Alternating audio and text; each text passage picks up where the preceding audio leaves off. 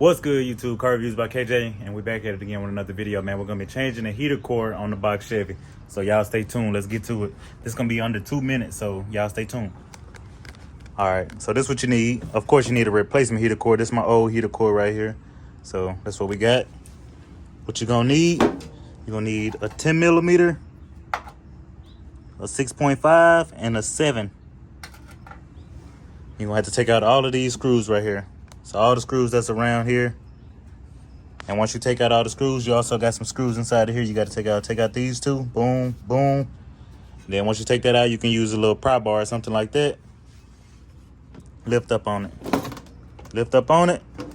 Your new heater core gonna be right there. Well, once you drop it in, and you just screw it in. There's a little bolt back there. My bracket not on right now, but you get the gist. And that's all it is. People make it seem harder than what it is, but it's really not that hard. I got a tip for you. Stay tuned. Wait a minute. All right, so this is what I wanted to show y'all. Get you a cardboard, and this one is the actual like where the heater core is, and then this one right here went on these little black vents, so I know what position they need to go in. Because you also have to remove this when you take off the heater core, and this little strip right here. So if you enjoyed that video, don't forget to hit that like button, hit that subscribe button, and we'll be back at it again with some more lit content, man. Appreciate y'all for viewing, and we'll see y'all on the next one. Peace out.